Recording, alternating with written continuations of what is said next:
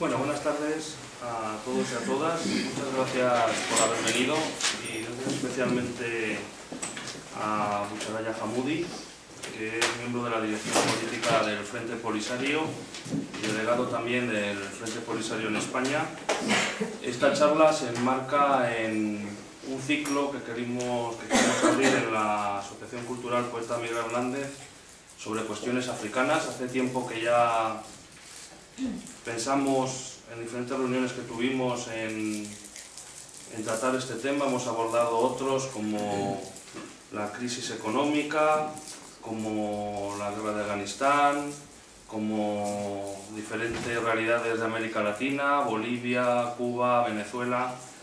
Pero pensábamos que el tema africano también tiene mucha importancia para ser abordado desde una perspectiva diferente y de izquierdas, y creíamos conveniente empezar por la cuestión del Sáhara, porque creo que nos afecta muy directamente y aunque ha cobrado actualidad en los últimos meses, merced a lo ocurrido con la huelga de hambre de Aminetou Haidar, pues es un conflicto o es una situación, un problema, una cuestión política que lleva más de 30 años en el candelero, en el calendario de Naciones Unidas y de diferentes países, y que queríamos abordar desde nuestra perspectiva, desde una perspectiva diferente a la que muchas veces brindan los medios de comunicación oficiales. Bueno, reiterando una vez más el agradecimiento a todos y a todas por venir, cedo la palabra a quien es el protagonista de hoy, que es Bucharaya Hamoudi. Bueno, pues muchas gracias.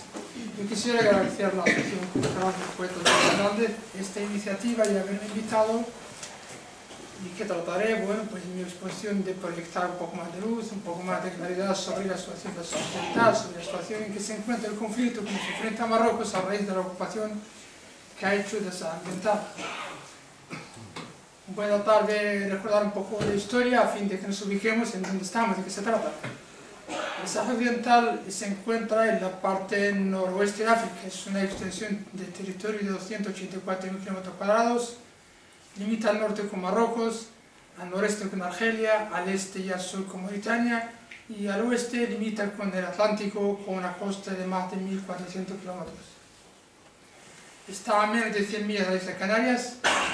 El Sáhara Occidental le tocó a España en el reparto que hizo Europa en 1885 en la Conferencia de Berlín. Ese reparto que hizo la potencia europea de África, pues esa parte de África le corresponde a España.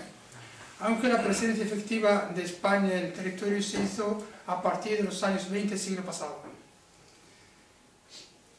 Sáhara, bueno, pues es un territorio con unas minas de fosfato bastante ricas, no solo en cantidad sino en calidad. Tiene unos bancos más importantes en pesca del mundo, tiene hierro en la gracia y tiene, bueno, pues grandes posibilidades según las proyecciones que se han hecho de gas y petróleo. España estuvo en el territorio hasta 1975.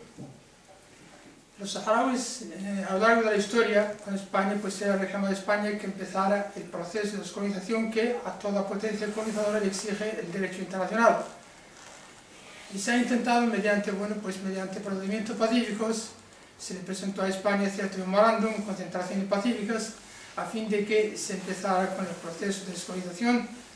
Y en 1970, el 17 de junio, bueno, pues los saharauis se concentraron, una gran concentración en Laayoune, para pedir a España realmente que empezara ese proceso de descolonización, de alguna forma o de otra.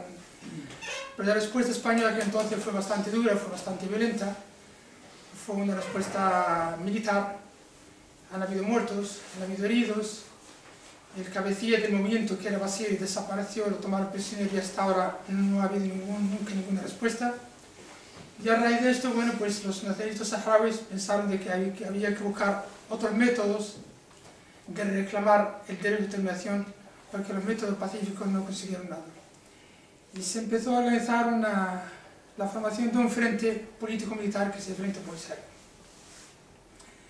Y se fundó el 20 de mayo de 1973, que empezó, bueno, pues, actividades militares, actividades políticas, a fin de reclamarle a España que empezara el proceso de descolonización. Y ya entonces, bueno, pues las Naciones Unidas empezaron a reclamar a España, los años 73, 74, de que tiene que empezar ese proceso. Y el proceso de descolonización, de acuerdo al derecho internacional, es hacer un referéndum para que la población autóctona decida seguir con la potencia colonizadora, independizarse, o bueno, qué tipo de relaciones va a tomar. Pero en esto, bueno, ya que España empezó a dar señales de que va en serio lo del proceso de descolonización, Marruecos y Mauritania se suman al carro y reclaman que el Sáhara es parte de Mauritania y de Marruecos antes de que España entrara en el territorio. Y presenta la situación ante el Tribunal Internacional de La Haya. Esto, bueno, pues se retarda el proceso de descolonización hasta ya principios de 1965. La situación en España se complica un poco con la enfermedad de Franco y después con toda la situación y la muerte de Franco, pero el Tribunal Internacional de Justicia de La Haya emite un dictamen en el que dice que las únicas relaciones que han habido entre el Sáhara y Marruecos son relaciones entre algunas tribus del Sáhara Occidental y el sultán de Marruecos, pero que nunca ha habido relaciones de soberanía entre Marruecos y el Sáhara Occidental, ni tampoco han habido relaciones de soberanía entre el conjunto mauritano y el Sáhara Occidental, por lo que se debe empezar a llevar a cabo el proceso de organización. Este era más o menos el contenido del dictamen del Tribunal Internacional de Justicia de La Haya. Ante esto, Marruecos, bueno, pues trata de forzar una situación aprovechándose de la coyuntura que atravesaba España con la muerte de Franco y organizó una marcha sobre el Sáhara con 250.000 marroquíes civiles. En esto, bueno, pues el jefe de Estado en función, aquel entonces el príncipe Juan Carlos, visita Laayoune y hace un discurso en el que se compromete que España nunca abandonaría al Sáhara. En ese momento, el embajador de España en la ONU, que era Jaime de Piñés, pues luchaba casi a brazo partido para defender que se llevara a cabo el proceso de descolonización.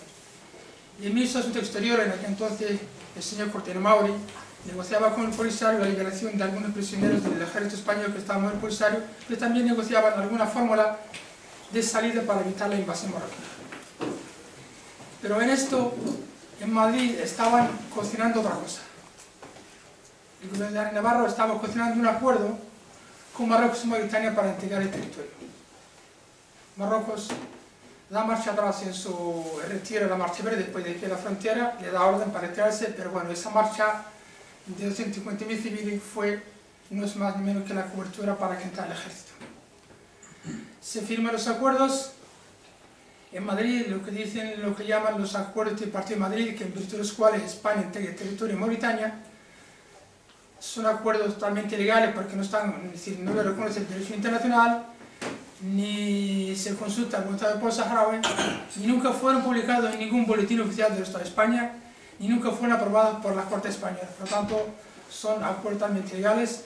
España precipitadamente entrega el territorio y empieza a recoger del Sahara. Por lo tanto, abandona a los saharauis a su suerte y los invaden el ejército marroquí para el norte y el ejército mauritano para el sur.